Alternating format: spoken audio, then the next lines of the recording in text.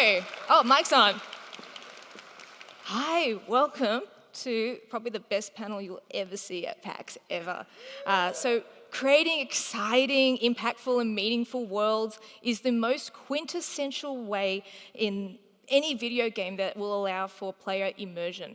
So I'm Chloe Appleby. I'm a museum games and playful curator, and I'll be your host and have the absolute pleasure to interview and moderate this panel with powerhouse game designers and writers.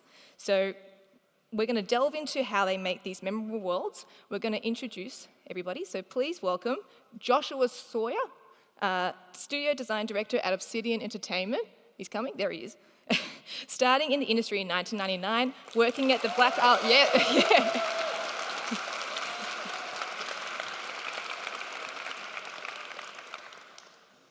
Lis Moberly, lead designer of 20th Century Games at the Walt Disney Company.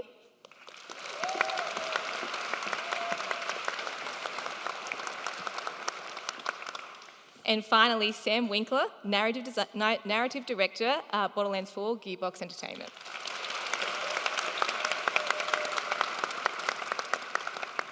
Thank you, welcome. So, I mean, they all know who you are, so we're just going to get right into it, I think. Look, we have some inspiring game writers and designers in the audience today. So let's chat about how you start your process. Where do you start? Is it the story first, characters, or environments? Why are you looking at me? Well, Yeah. Lis. This is a big question. Because I'm passing the buck, sorry. that's why.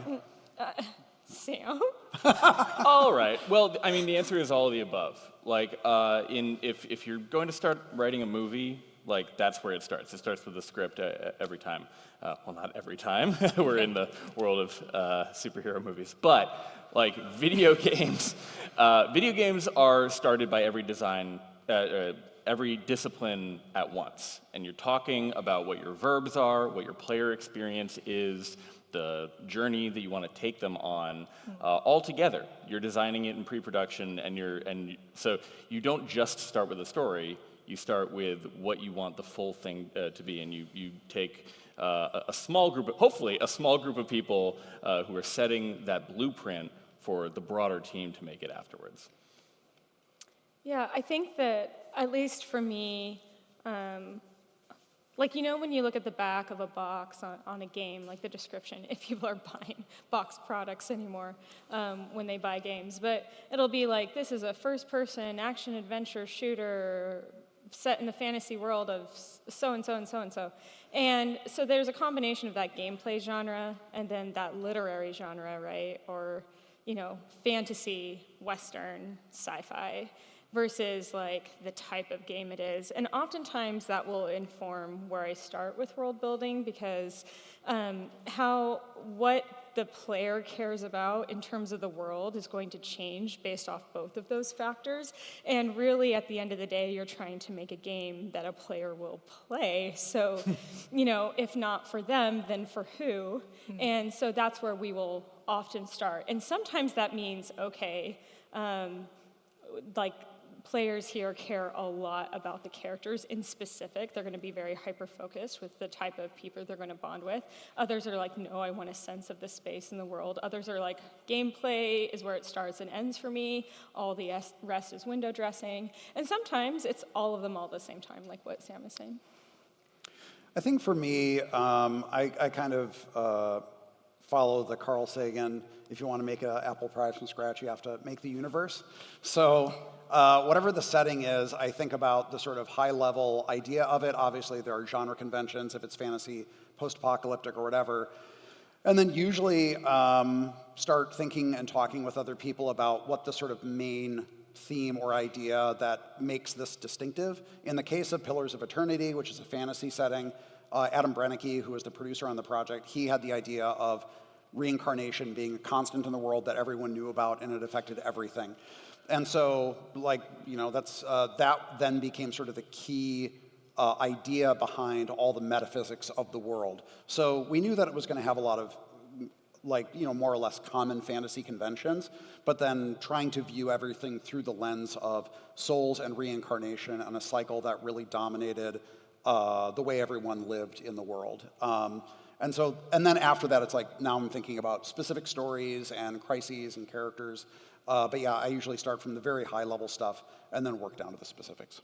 Excellent. So when we start with that, like as a curator, I'm very interested in your research processes, and when you're creating these worlds, what do you do to start your research? What material are you using to make these decisions? No? Yeah. I will say it varies a lot. I mean, if it's if it's a real world setting. So I worked with the Fallout setting, which I did not create, but I got to make a game in it, and I also worked on Pentiment, and those are both versions of the real world in some way. And so with Fallout, it's a combination of working within the IP and trying to extend it by taking inspiration from the real world and researching, whether it's the history of the Cold War, or in the case of Fallout New Vegas, like learning about the history of that region and what was happening there, and using that as inspiration for either characters or conflicts or specific locations. And then in something like Pentiment, it's doing a lot of ground level research to create a fictional town that exists in that space that feels plausible enough that people from that region believe that it was actually real, which is very nice. But then for something like fantasy, it's a very different process, because a lot of it is about the genre conventions, and the audience, generally speaking, they come to genre because they like those conventions, but if it's just the conventions, there's no spice or flavor there. Yeah. And so it's kind of finding where your personal preferences can kind of lead you into an interesting space where the audience is going to be excited by something that is familiar enough that they're like, this is fantasy, I dig it, but oh, this is a cool new thing and I'm excited about it. Yeah, wonderful. I think that for me, I mean, similar to what Josh said, like history is a goldmine of opportunity in terms of, even when you're working in a fantasy, sci-fi, or something that's somewhat spectacular, the themes from history, some of the conflicts from history, some of like the more juicy stuff from history can be pretty good fodder for your story or for the world you're trying to build and the conflicts that are there. If I'm working with a licensed IP, so that's would be like, Lord of the Rings is an IP and Fallout is an IP. Those are pre-existing worlds and ideas. Oftentimes I will actually read a lot of fan fiction.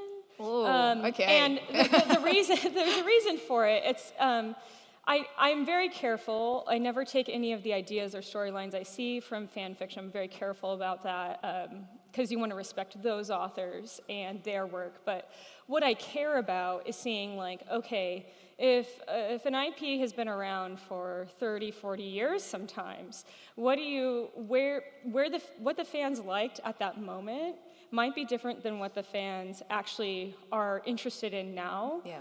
About that, and sometimes it's the same, sometimes it's the same thing, but sometimes you don't know, and you don't want to be stuck by your own, I guess, generational bias about what is interesting about something. So you've got to see, like, all fan bases grow, all players grow over the space of time with IP. So I really care about, okay, what is it about this world that people care about right now, and how can I build a story? And oftentimes I find that fans are interested in an idea, like oftentimes something truly in the real world that is top of mind that they care about. And so, like, for example, on one project,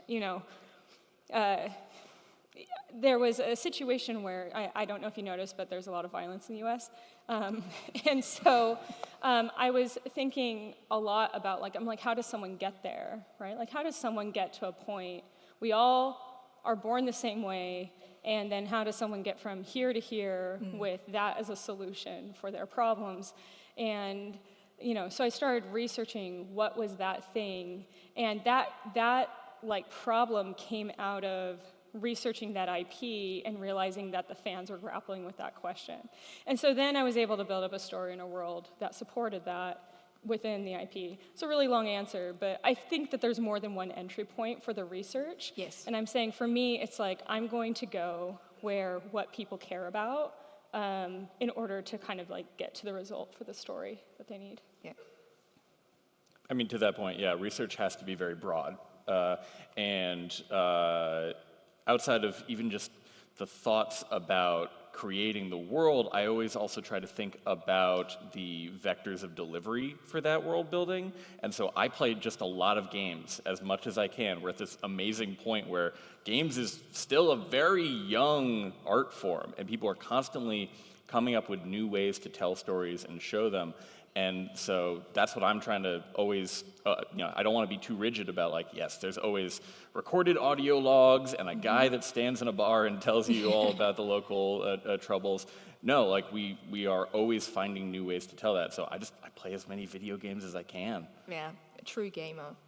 Yes, pro, elite gamer. Real gamer located. I'm so glad all of you kind of touched on IP, and just in case anyone doesn't know, IP is intellectual property. So you've all worked on your own or other intellectual properties. How do you balance your original ideas with influences and inspirations from other media as well? It's hard, and it does depend on the IP, but I think that there has to be a combination in my mind of you have to find the things that you love in the IP. Yeah. It's pretty rare that I love everything in an IP, Yeah.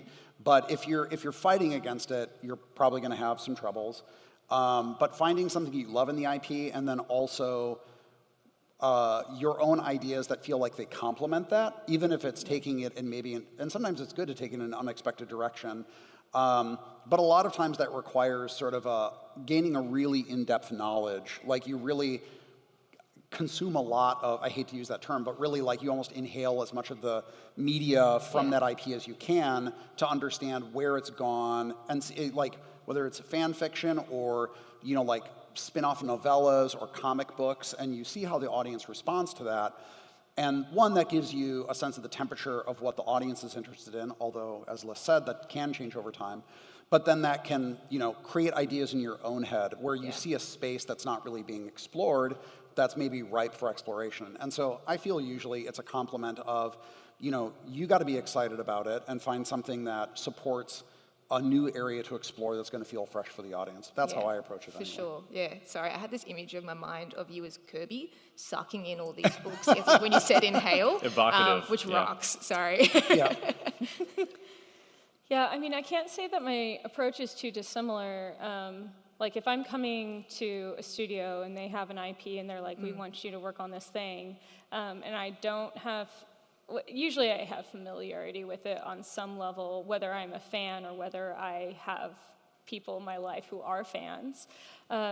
It's very much about immersing myself in all of it, and that can take actually quite a bit of time to do.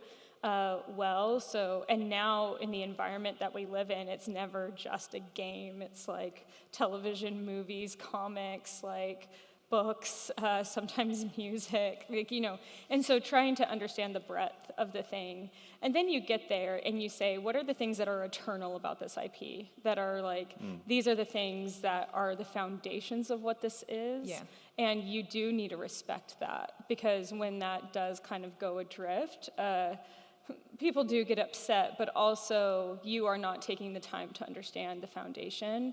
But, to Josh's point, you do need to be able to have the creative freedom to say, hey, like, there's this aspect of the world that we haven't explored before, and using those foundations, how can we see a different perspective or angle in this world, or a different story that feels like it locks in and belongs there?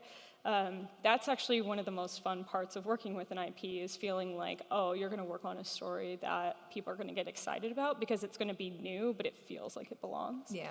Yeah, that's a pretty satisfying experience. Yeah, I love that. Yeah, knowing that there is already a hunger for something that you're literally anything in this world it's its own propulsion as you're working on it. And I mean, I personally, I don't read any fan fiction. In fact, I try to avoid theory crafting forums as much as possible, just because law of large numbers, there's so many different ideas and opinions about where things should go, what was successful, what super did not work, who their favorite character is, and who should die going forward.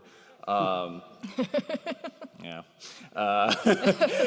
But like, if I allow that to influence me too much, then that's going to be a voice in the back of my head there. And like, it's such an honor to be able to play around in someone's playground, right? To join an IP kind of midway through. But I think it's so important to be true to what you want to add to it. To say, what is the story that I wish existed? That's the advice that we give to all young artists, right? Of like, what's the thing that doesn't exist that you want to exist? Go make that. You shouldn't lose that just because you're now working on something that's corporately owned. So my next question is actually towards you, Josh. Pentiment is one of my favorite games. Thank you. And no, thank you. And you, in the game, actually, you use a bibliography which you reference all of your historical sources, your primary and secondary. What actually made you want to put a bibliography in a game, and should we be doing that in future? I loved it, by the way. Thank you. Yeah.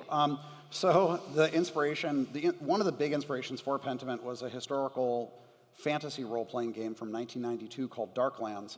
And the main designer on that project was a man named Arnold Hendrick, who sadly passed away about 5 years ago. But he had a degree in military history, and he took it very seriously, and he researched it very thoroughly. And back when we had not only boxed products, but also paper manuals, the back of the manual had a bibliography of all the things that he had referenced. Whoa. And, it's academic, but also when we're making things like that, I do want to show that I didn't just pull this stuff out of my ass. And I could, if someone wanted to see, like, hey, where did you get the idea? For example, if they said, hey, where did the idea come from for the midwife coming out and interrupting everyone and saying, if you basically keep this up and we lose the baby, this is on you. And that was like a thing that midwives did. Yeah. And so I wanted to show, hey, I found research that shows where this came from. And and then also the thing is, when I was a kid and I was getting interested in history and I played Darklands, I looked up those books and found them. Yeah. And so my hope was, one, if you think I'm, BSing you, you can look at the bibliography, and if you're actually genuinely interested in reading it, then you can just go and reference it. Well, I literally did that after playing the game, and I looked at the notes and like your bibliography. I was like, all right, I'm going to check if he's actually right. Yep. And you were. Thank you. Yeah. I didn't just make it up. No, you didn't. You just got make away it with up. it this time. I'm watching you. So Liz, also, in We Went Back, you actually invited players to work on the narrative with you by trying to piece together posts in the game that were based on real-life quotes or historical events about the moon. What led you to using real quotes to inform the story in this game? It's really interesting. For the audience, if you don't know what We Went Back is, it's a small indie game. It's like half an hour to an hour. And I made it with a team of 17 people, I think in the space of like 2 or 3 months. It was like a COVID lockdown, I'm going crazy project. We were in school, but like we were so focused on it. And basically it's PT in space is what the fans like to call it, because the person who came up with the idea, Emily Cho, was really inspired by PT. So you're basically in a space station that's like a donut, right? So you loop and loop and loop, and things change with every single loop that you do. And so we had an ARG element, honestly, through our social media channels, both through Twitter and Instagram, back when Twitter was like not the feel-bad zone. And I think what mattered to me is, I had worked in games for a number of years, and then I thought, okay, I'm going to go to university, and I'm not going to do game dev anymore because I want to become a writer. And then, joke's on me, like here we are. But in that middle space, I became a literature professor. Yeah. And so I was studying early modern literature and philosophy, and so there was this so the game's about moon conspiracy theories, like did we actually go to the moon or not, like JFK's involvement, all this stuff. And so I found out that the locus point for one of these conspiracy theories is this crater on the moon called the Giordano Bruno crater. Okay. And that was the philosopher that I spent the majority of my time studying in grad school. Giordano Bruno was like the bad boy of like 16th century philosophy. He definitely got burned at the stake for heresy in front of like across the street from the Vatican in the year 1600 because he like could not keep his mouth shut. And so when I found that out, I just I was like, Bruno, like my big obsession. And so I started pulling out all these Bruno quotes. But then I started thinking, I was like, okay, what are all the different quotes in history about the moon that are interesting? Can we incorporate that into the game? And then vice versa, can we put that in our channels? And so I started using things like binary code or different like programming languages or ciphers on social media using these quotes. So we had like Twilight Zone quotes about the moon, because like the very first episode of the Twilight Zone is set on like the moon, theoretically, and whether we would go to the moon, amazing. And then there's this crazy speech, I think it was by Nixon, because I think, was that the president when we landed on the moon? Sorry, my memory's fuzzy. And he had a speech in case like they didn't make it. So there's like a whole speech he had prepared where he's like, unfortunately, like they died in, the pursuit of progress or whatever. And so I had that speech, like creating alternate histories, but through actual historical sources. And so when no one was paying attention to these social media channels, because we were this tiny indie team that, who cares about us, really? And so, but then the game, kind of went viral, and then so people went back to, that was not on purpose. I was going to say, we went back. People went back to the social media, and all of a sudden that was all there for them. And so when they started on online forums and discords, like for months, theory crafting about how all of that tied into the big story of the game. And so for me, it was just fun because I was like, I'm gonna take all my little like geeky literature references and put that in social media, and I thought it was really great, and no one else cared. But then it ended up being a really important part of what made that community come together, which was really cool to see. Yeah, and burning question, what was the wildest conspiracy theory you read? That you can say on stage. I mean, they are conspiracy theories, caveat. They all kind of build on one another. I don't think that there's they're not discrete like conspiracy theories. Moon conspiracy theorists, like all the conspiracies are true at once, even though they cannot all possibly be true at once, right? So a lot of things about people abducted to the moon, or about how the moon is hollow on the inside. So you like literally open a door into the moon, and it's like a stage set, and there's like empty rooms on the inside, or like all sorts of stuff. So you can't simultaneously be abducted by moon aliens, but also have a hollow moon stage in the center, right? Like things like that. Yeah. Cool. There you go. Sam, so you've worked on 9 different Borderlands games now? If we're counting the DLCs. I'm counting the DLCs, yeah. That rocks, cool. How do you keep a coherent story and history working across all of those projects? Particularly so you don't have to retcon things later if someone spots something. I mean, many would argue that we don't.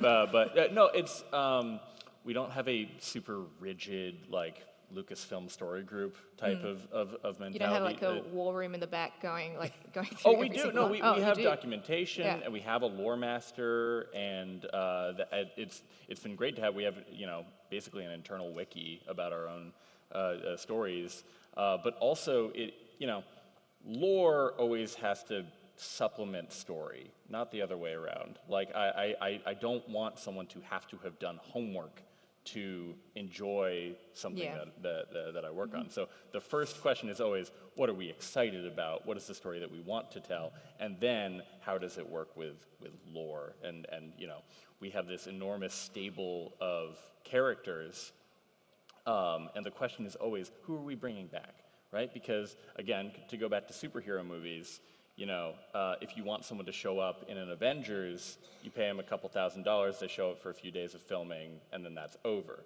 To create a character for a video game takes so much work from so many different disciplines, years of animations and art and voice acting and everything like that.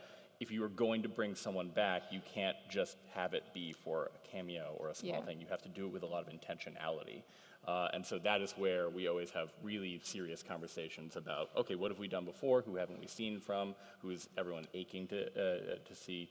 And for that, it's not just what the current writers are feeling, but also at Gearbox, we are very lucky to have people who have been working on the same IP for 2 decades, right? So they are bringing that institutional knowledge from earlier games as well. And every single game kind of ends up having its own era and tone, and so that's something that we have mapped out on our own, and we're always kind of consulting of like, okay, if this takes place in this era and tone, this is even the writing style, the prose style that we want to bring to it. Yeah, excellent. So we know that making games is just not solo work. What are all your processes when collaborating with all teams, when working on a game to ensure that your worlds are consistent? I think one of the big things I try to do is in all of our design documentation, and whenever we start talking about doing any new thing, is to say, these are the goals of this.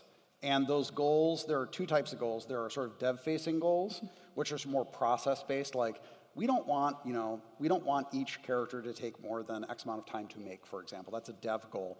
But then there's an experiential goal. Like, we're trying to create this experience or this feeling or fill this gap for the player. And that helps sort of inform the individual choices that people make. Because the thing is, it's not my job to tell everyone how to draw every line and what color to use everywhere. But it is my job to give high-level direction to make things feel cohesive. And I have to trust that the people that I work with can, take that in good faith and then execute. And then, we can adjust and pick choices in that range. But it's very important that they all understand, like, for example, if we say, this is the tone of this world or the tone of this game. And so if it's somewhat humorous, it's very, like, for example, Fallout is not the same as Outer Worlds, is not the same as Pillars of Eternity. Yeah. All of these settings have different tonal qualities to it. And so when someone starts writing a character, and if it feels like, whoa, this is going like way off course, sort of establish, hey, this is the tone that we're trying to establish for this world or this quest or these characters, and that helps bring them back on track. So usually it starts with that high level. And also, by the way, it's important if you say, this is what we're trying to accomplish, and they say, no. Like, I think it's a bad idea. Yeah. Because, if you have a fundamental disagreement about something like tone, that's really important to figure out, like resolve one way or another. Either I'm going to convince you, or you're going to convince me, or we're going to figure some way to compromise it. But that's usually how I go about it, because, whether it's a team of, in the case of Pentiment, 13 people, or our bigger projects at Obsidian are well over 100 people, everyone kind of has to get on the same page, but be able to do their own creative work, so. Yes, to all of that. I think that to the point that I immediately thought of is similar to Josh's, is that vision is the foundation, and if your team can get excited about the basic vision of a project, like holistically what it is, it's so much easier to have them going in the same direction. You don't want to be in a situation where you're trying to drag a team and convince them continually through development that this is a good idea. It's like not a winning strategy. So being able to have buy-in from your team before you begin, and also, having those gut checks of like, once you establish those goals, like, hey, how are we feeling about where we are in achieving those goals, and checking with it and how people are feeling, not just about the vision or the project in that moment, but how they themselves are doing. It's hard because everyone often, including developers are often the fans of the games they're working on, and that's why they came to work on those things. And so a lot of them have different things that they care about on that project, but also they have different disciplines that they are going to hyper-focus on. So there's a combination of saying, hey, you need to fit within these guardrails and these constraints and these boundaries, which oftentimes many people will argue is where like true creativity can come from. But also, at least for game developers, I've seen, both through research and through just personal anecdotal experience, autonomy is incredibly important to them. The ability to make choices about what they are making, but if you can keep it within that range, then it's less about having to hover over everyone's shoulder. I'm like, are you following the rules of the property or the IP? Like, is this good? And instead, you have that trust because you know that they're moving in the same direction. And also you can trust them. And of course, you know, we have to review each other's work. We have to play test each other's work. It's not to say that, hey, we just let everyone loose and we don't have any sort of oversight, but it is saying, hey, we default to trust first because we're all bought into this idea, and then we are going to gut check each other along the way. That is the ideal way that it's done. Does it always turn out that way? No. But that is the ideal way in which we would approach something. Yeah. Yeah, I mean, to talk about autonomy there, the other side of the coin of working on like a franchise, a thing like that, is people go into development with an idea of what the game is, but if you are making adjustments, if you are, you know, entering a new era, then suddenly you have a whole bunch of different ideas of here is what this franchise means and should play like, and the experience for the player should be, and what the priorities are. So a lot of that early, you know, stake setting of we are making this purposeful shift here, we are being very, very cognizant to keep this element, whether it's a tone or even just a philosophy of like, here is when you hear dialogue, here's when you don't hear dialogue. That has to be something that's very clearly laid out in my experience, because once the strictures are laid out, that actually gives people a lot of freedom in between them. And so, I mean, Borderlands is a game that thrives on both in-universe and in-dev sort of kit bashing and improvisation. You know, we have a lot of you know, mission designers and level artists and level designers who just take the tools that have been made by, you know, the assets that we have and just try stuff and try weird things, and that's why we end up with a whole lot of like very strange, wacky side missions and activities, because someone just had an idea and was vested with the ability to like, yeah, absolutely, this could fit in our world, and we're able to, you know, check in and go, okay, maybe dial it back a little bit. I think it's just very important for there not to be really strong walls between disciplines, especially with narrative, because I am not a level designer. I would not come into a level designer's office and say, hey, this should be that way. Yeah. But almost every person is someone who reads or watches TV or listens to music or just tells their own narrative within their own heads. And so they're all consumers of storytelling, and they are all storytellers. And so most people that I interact with, whether it's their discipline or not, they have opinions about the story, and they have ideas, or even just tone, or like, hey, does this fit? And so I've always tried to have sort of an open door policy in the office of like, if you have a joke to pitch me, if you have a story, a little mission, and you want to say, hey, does this fit in our world? I feel like that gives the entire dev team the feeling of collaborative creation and investment in not just like the individual game, but I laid down a little bit of track in a broad franchise, and I can, maybe my part will be someone else's favorite part of that franchise. I think that's such an interesting point, because, I mean, I have found that when the team is most on the same page is when I'm not grouped in, like, this is the writer's room and it's sacred. Like, no one comes in or out. And then, you know, here's the level designers over here and here's the audio team over here. Like, it's when you're grouped into these little pod structures where it's like, okay, we got a designer, we got an artist, we got a writer, and we put them together and none of them understand each other probably. And they have to learn how to work together to like bring something to life, and that's one, like the most fun I've ever had making games. And then two, usually comes out the best for the player on the end. Like the product that comes out is usually so much more fun because a designer will tell me like, Lis, that's really dumb. Like Yeah. you can't do that. Or an artist will be like, well, we could do that, but it looks really boring. What if we like, you know, jazz it up a little bit here, here, and here with how we're going to do this? And then you're like, oh wait, I have an idea. And it's so much easier to like yes and people when you are working with people who are not in your specialty at all. Right. Yeah. Yeah. It's all about that collaboration, having that trust with people to rely on them. Yeah. Trust very much. Yeah. Yeah. So something that's come up in games, obviously, is cinematics. So how have cinematics in games changed the way you tell these stories and create these worlds? Or if you hate it, that's cool. You can tell me too. No, I don't hate it, but it's the studio I work for doesn't do cinematics No, very much. yeah. So I'm going to punt this to somebody Sorry. else. I feel like we've both worked on a lot of cinematics, but I mean, I feel like you work on a lot more than I do. Yeah, I mean, it is, that's again going back to the philosophy of like what the player experience needs to be. A cinematic is you telling the player, look at this, pay attention, put the gun down. And so like you have to, that is a very powerful tool, but you have to be very measured about how you use it, right? Like, especially, you know, if you are making a franchise where your primary verb is gun, you want to, yes, yeah, like, you know, not everyone's going to be there for the story, so you have to, you know, you will wear out your welcome. Yeah. I think that, here's a good example. In Borderlands 3, we got a lot of feedback from players that were like, where the hell are my Vault Hunters? Where are my characters during the cinematics?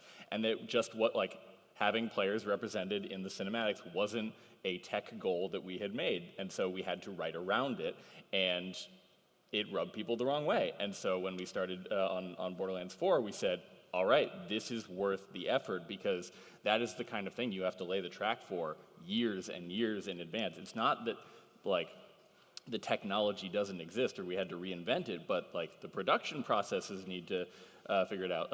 Even the way we tracked metadata in our scripts about how to make sure that all the player character lines were exactly the same amount of time, and you know, to make sure that your customization showed up so that you're, you know, wearing a worm face while very serious things are happening around you. But like to make a decision like that, in my experience, has to be very early in development process because like cinematics are a miracle when they happen, and let alone if they're well executed. Yeah. Yeah, I think in my experience, I think about cinematics in a couple of different ways, which is like, first, they actually are a gameplay signal too, right? Like, you know, how many of you have like, you know, you took more time than you want to admit to defeat a boss in a game, and you're like, and then it's like, oh my gosh, finally I beat this boss, because you see the cinematic trigger, so it feels like, you feel that like relief of like, I did it, and then you have the cinematic, and you're just like watching emotionally drained by the experience of like grinding for a couple of hours against this boss. Like, so sometimes cinematics are an indication of reward. Something that I think is important historically to remember about cinematics in games is that oftentimes they were used because we couldn't depict certain really key moments in gameplay. We didn't have the technology to do that, to allow the player to get that moment without that cinematic. And so oftentimes now, we're getting to a point in games now where those are becoming closer and closer and closer, like the ability to show the moments that we want in gameplay with our story. So now it's more of a creative choice to include cinematics, like not always, but I mean, and the people who make cinematics are so immensely talented. It takes so much hard work. It takes the effort of an entire studio to really deliver strong cinematics, because there's the script, there's the storyboards, there's the artists, there's the animators. Like, you just, it's a huge team effort to get really strong ones into the game.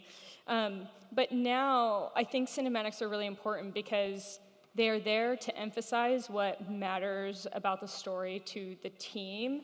And that can be really frustrating because, of course, there's the cliche that people skip cinematics. They take that time to go to the kitchen, right? Like, they're like, I need my snack.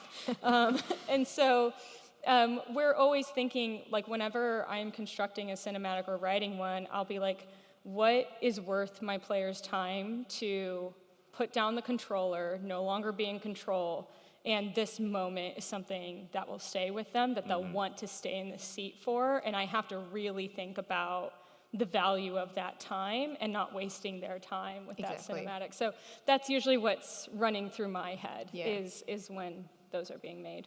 I did have one thought about it, which is, so one of the reasons Obsidian doesn't have a lot of cinematics, one, we don't really have the tech or expertise for it, but another big reason is that our games are so geared around player freedom and choice and consequence, and cinematics usually are about creating very specific sequences where everything is in a very specific place and it's timed in a very specific way, and a lot of our games are about not that. It's about, like, you can be wherever you want and whoever you want, and you could have done 10 different things to get to where you are right now. And so even for something like Pentiment actually had, like, some, what do you want to call them, cinematic storyboard sequences. But for example, like, there's an execution at the end of the first act, and there are 4 different people you can accuse, and those are 4 completely different sequences. So, when we think about it, we never want to compromise. For us, it's getting the player reactivity is so important that it's very difficult for us to compromise that for the sake of a cinematic sequence. But the point of the cinematic sequence is to have something very specific and meaningful. So that's kind of a problem we deal with. Yeah, I'm glad you touched on choices and consequences, because I mean, that's something that also runs through, all of your games, but particularly with Fallout New Vegas as well. So how does one better communicate, say with Pentiment, where you had the executions and then maybe afterwards you felt really bad because you killed someone that really didn't deserve to die? So how do you communicate those late game expectations to players early to the middle of the game without making them feel terrible about what they've done later? Or is it just like, we want them to feel terrible about it later. No, I think the thing is, one of the things that we try to do is we try to sort of set some very small stakes and reactivity early. And, whether it's like New Vegas, we do it in Good Springs. Pillars, we try to do it in the first few towns. And Pentiment, we try to, when you first talk to, like, Martin, and it says this is going to be remembered, and you're like, wait, what? What's going on here? And then later you get the thing where he's going to either say hi to you or swear at you, and to put it mildly. And that's to show, like, hey, little choices that you make in dialogue, we're actually paying attention to that, and it's going to play out, and it's going to have consequences down the line. So the idea is that we tell the player in as plain of terms as we can, in this game, when you do things, we're going to pay attention to it, and it's going to mean something later, and then it's going to even be referenced later. So that sets in their mind, I hope, like, oh, that's how this game works. So then whether it's a minor choice in a side dialogue or picking someone to be executed, it's gonna have that same consequence. And we also do try to forecast specific things. So for example, in Pentiment, you have the conversation in your mind where the different voices in your head basically say, by the way, this is what is going to happen. You don't know the specific ripple effects, but they're telling you there are going to be ripple effects from this. So it's a combination of techniques, but I think a lot of it is building the player's trust. If you do this, it's going to pay off. Maybe not in the way you expect, but it's going to pay off.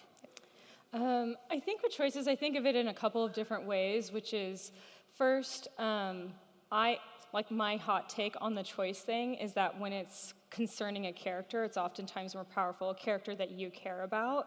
Like having to make a choice concerning a character you've spent hours in a game with, and you know it's going to impact them, that's when you start getting really stressed out.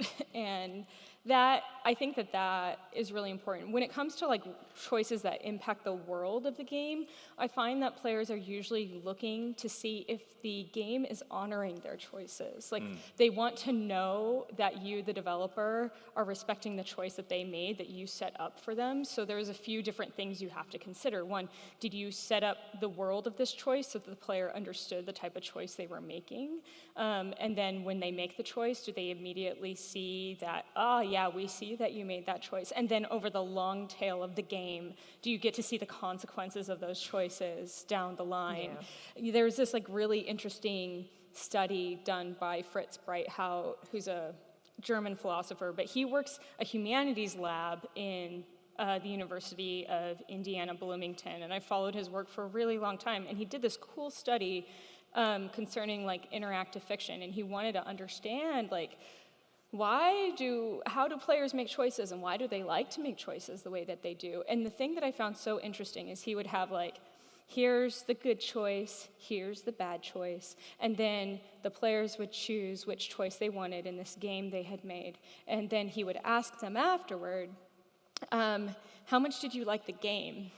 And interestingly, the players who had chosen the good choice reported that they enjoyed the game less. Oh. And the players who had chosen the evil choice said that they enjoyed it more. However, a way bigger percentage of people were choosing the good choice because they felt too guilty, like themselves, to choose the bad choice. What he discovered is, I mean, it seems obvious to all of us, but was actually kind of mind-blowing to me at the time that I read the study, is that it's not that the people who chose the evil choice are just assholes. Like, they're not. Like, the reason that they were picking this choice is because they wanted to see if the game would actually follow through. Yeah. Like, would the game actually do the thing that it said it would do and let me do it, and then see that reactivity down the line? And so they were so much more happy with the game because they were able to see that the game was something that they could actually interact with.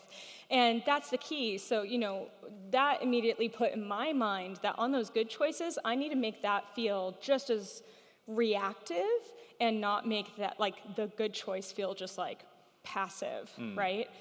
So I think that that's then our responsibility as designers and writers to try to negotiate that. But that's how I think about choices. Yeah. You're always going to have those gamers who are flicking the switches in the dream to see if it's real, right? Yeah. Like, I almost punted on this because we do not have high choice games ourselves.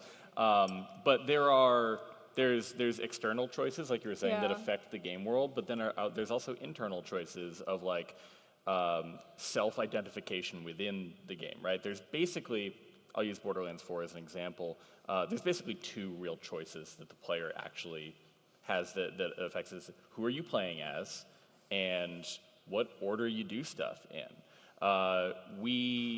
Borderlands takes a very strong stance of like, when you are choosing a player character, you're choosing a person with a history, with opinions, with a personality. They might not like, a character that they run into, or the other one might like them more. They might have different things to say. And so when I'm making that choice at the very beginning of the game, literally the first button press you have usually, is that going to follow me throughout the whole game? And am I gonna feel like, yes, this was the vibe that is rewarded at me every time I go to chat with someone? We're not an RPG. We have RPG elements. We don't have dialogue trees or anything like that. But do I feel every time I have an interaction that it is re-pinging that choice that I made at the very beginning of the game and saying, yes, this is Vex's version of this story, and this is Amon's version of that story. And the second one, again, I mean, this is classic, more like open world mentality of, instead of a more linear story structure, you have a buffet in front of you, and you say like, you're hungry for an ice region, like I'm always going to go to the snowy spot in a game first, and so like we have that. Oh, do you want more of a desert area? Are you compelled by this character's story and that? And so even though there's not a ton of sort of like radiant decisions that come out of that. I mean, we have like one or two characters that might survive or might not. It's still the player's story that they are telling themselves about their interactions with the game, they made that choice. They said, I'm staying in this area, or I'm moving on to one of these other ones. And when they look back, they will feel that they had more agency in it, even though there's not a ton of dialogue that's like, well, since you did this, X, Y, Z happened.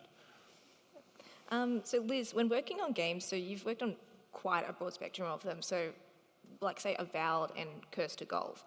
What is the difference in the narrative process between the two types of games? What a spread. Not in the same universe. So, you know, with something like Avowed, that's a AAA game. That was at Obsidian. And so I don't know the final head count on that team, but it was a large team, so every process is different because you become, when you work on a AAA game, you're much more specialized in the thing that you're doing. On Curse to Golf, I was working with Liam Edwards was the game director of that, and him and his team were based in Kyoto, and Nathan Scott, I don't know if he's here, but he was a Curse to Golf developer here from Australia, and he's here in Australia. We had John Davies in England, and then me in America. It's all in lockdown, and then we have a team in Japan. Like, it was chaos. And that little tiny team was guided by a very, very clear vision. But also, we had to be very, very trusting that the other person was getting what they were doing done. And there's just different pressures for an indie developer that there are for AAA. They both have their own unique set of advantages and disadvantages, but the feeling is completely different in collaboration, where you got a group of 10 people and you're the final say on that thing, this tiny group of you, versus people who might be making decisions on a AAA project. Sometimes may not talk to them in person about that decision. It gets communicated to me. And I am usually responsible, on a AAA game, for a tiny part of a big pie, right? Whereas on Curse to Golf, I wrote all of the cutscenes and I wrote all the dialogue. And, so that's the sort of thing that's different, is the amount of ownership can really change depending on the type of game that you're working on. And also, I gotta say, Curse to Golf, if you don't know what that game is, it's crazy, it's nuts. It's like you are a little golfer who, in your championship tournament, kind of angered golf god. And so you get thrust down to golf purgatory, and you have to golf your way basically out of golf hell to go win your tournament. Only my friend Liam could have come up with an idea like that. And so it was a huge creative challenge for me, because I had to think about how this is so absurd. How do I write to something like this versus Avowed, where you got really weighty choices, and it's in this very grounded fantasy setting, and so the tone was completely different. So even the way that I wrote was not the same. Josh, I've got another Pentiment question for you. So the game is extremely historical accurate. I've clocked when the characters are walking, the shoes are soft, so you have to walk on the balls of the heel, but you can't walk on the full heel. When you were going through all these historical accuracies, I know that you do have a degree in history. Were you doing consulting with other historians, or what was your process to make sure that it was all right outside of yourself? I did get a degree, just a bachelor's degree in history, in this time and region, so that was very helpful. But that only goes so far, and so we had three PhD consultants. Christopher DeHamel, who's world-renowned expert on manuscript studies, Ed Kern, who is my advisor at my alma mater, and he focused on witch hunting, but also a lot of the legal tradition of the Holy Roman Empire and Austria in particular. And then Winston Black, who had been a classmate of mine, but now is a professor focusing in medieval medicine. And each of them were able to provide us with so much information, and I would do my own research, get on JSTOR, and by the way, you can use your Google account on JSTOR. Yes, you can, And find a lot of stuff that way. Not everything, but most articles you can actually read on there. But then, there would be certain things where I would reach a dead end, and I'd go to Ed and I would say, like, I'm trying to figure this out. And, for one example was, there's a hunting scene where Linhart Mueller and Andreas go hunting, but hunting by non-nobles was usually either forbidden or it was like kind of a taboo area. So there's not a lot of texts on it.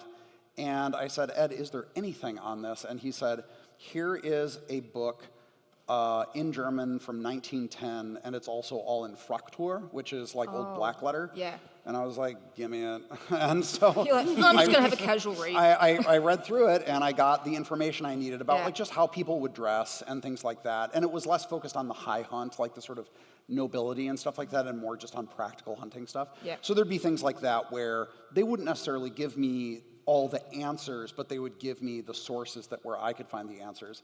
And then additionally, later on in the project, we took on another writer, Zoe Franznick, and she was trained as a Latinist. And so, because so much of Pentiment is about, not just the Bavarian history, but also then the pre-Bavarian Roman history, and then the pre-Roman, tribal history before that.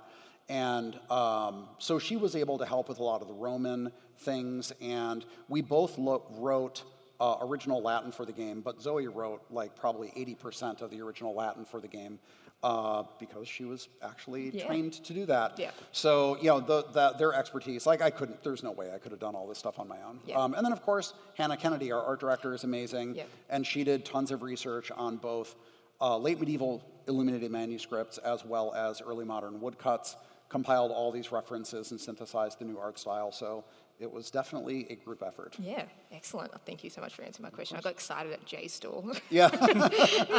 I've got time for 2 more questions. So Sam, you had voiced a character actually in Borderlands 3, Barista Bot. Yes. Yeah, you did. So when writing the side mission, well, if you wrote the side mission and the characters, did you envision yourself playing Barista Bot, and was it weird writing the lines and then acting them out? I had no inclination to be a voice actor, and still don't. That was one of the scenarios where we always do table reads. I strongly believe in table reads for any script because it can look right on the page and just fall completely flat in the room. But then also, that's the nice thing about trained voice actors is they can spin your flax into gold. They can take the most mundane stuff in the world. That's one of the treasures of it. But anyway, for Barista Bot, which is not something I've thought about in a while, I just did the pitch in the room. Yeah. I was the only one who would actually do the character in a table read, and everyone went, "Well, That's now you're Barista stuck Bot." with it. Now that's your debut. RIP your IMDb for a long time. Yeah, that's how I found out. I'm like, crazy, he's Barista Bot. I don't know why. So this brings us to our final question, and thank you all for being amazing so far. In your opinion, what makes players want to actually play games and your games? Big question for 2 minutes and 14 seconds. I like that you thanked us for being lovely so far, because in the next 2 minutes, Yeah, going down. Oh, you tanked it. why do people play games? I don't know. I do think that, at least for the games that I work on, I think they come to it because, one, they can make the type of characters that they want to make. They have an idea in their head. Maybe it's an alternate version of them. Maybe it's a character that they're OC, and they want to, and it's the one they play in all these different games, and they want to see it in different universes. And then I hope it's because they find the sort of, not just the gameplay, but also specifically for RPGs, that the stories that involve them and make them make difficult decisions and then see how it plays out, that they enjoy that experience, even if it is frustrating or agonizing in some ways, that is an enjoyable experience. And I feel that's the strength of the medium, is that we're not asking the player to just kind of go along with it, but actually think about it and make a choice and feel good about it, but also bad about it. And that's what I hope. That's why I think they keep coming back. Yeah.